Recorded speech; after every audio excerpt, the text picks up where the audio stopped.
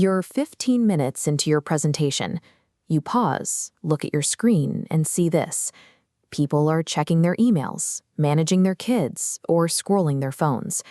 You ask a question, and no one answers.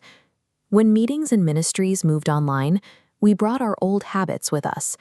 We took a model built for a captive audience in a physical room and tried to make it work on a platform where the laundry machine and social media are only one click away. A virtual presentation is a battle for your audience's attention. To win that battle, you have to stop speaking at people and start interacting with them. Shifting from a monologue to a dialogue invites the audience into the process. This creates the space for participation and fellowship, the same kind of koinonia the New Testament church was built on.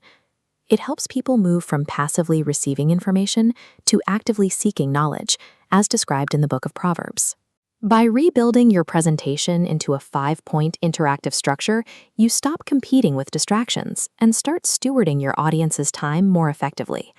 Step 1 utilizes the tools already built into your presentation platform. Zoom and Teams are built for feedback, but you must be the one to initiate it. Start by deploying a simple, pre-scheduled poll.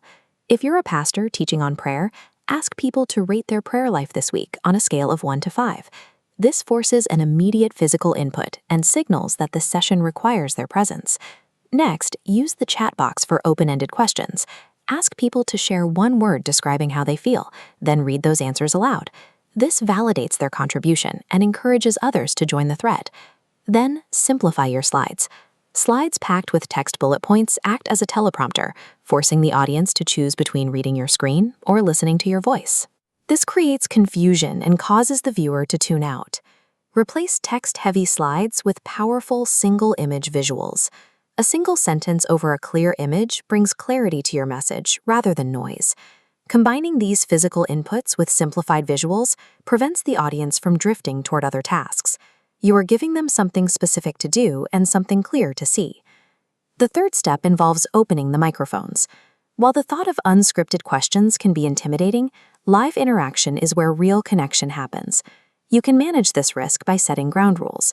Use the raise hand feature and set aside a strict 5 to 10 minute block for live Q&A so the session stays on track. This also allows for hot seat moments.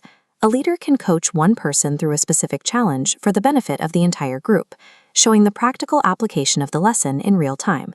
Use a moderator to help field these questions. They can filter the chat and organize the queue, allowing the speaker to focus entirely on the person asking the question. Accepting the messiness of live audio proves to the audience that their specific needs are being heard. It transforms a broadcast into a two-way relationship. Step 4 uses breakout rooms to transform a large anonymous meeting into small group conversations. These rooms often fail when groups are sent away with vague instructions to discuss the topic. Without a clear goal, the conversation usually fades into silence. A successful breakout room needs specific parameters. Give the audience an exact group size, a strict time limit, and one application-based question to answer. Telling a group of 3 they have 6 minutes to answer how a specific verse changes their week shifts them from passive listeners to active participants. Digital community requires deliberate planning. These time-bound instructions provide the structure needed for people to actually engage with one another. Step 5 extends the timeline. The live presentation starts a conversation that continues all week.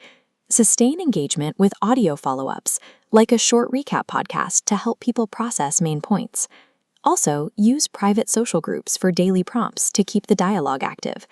Providing downloadable PDF discussion guides allows small groups or families to apply the material at home.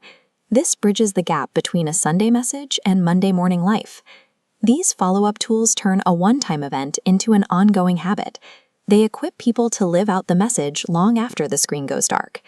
By integrating polls, clean visuals, live Q&A, breakouts, and weekly follow-up, you can finally move beyond the traditional monologue. Focus on genuine human connection rather than broadcast production value.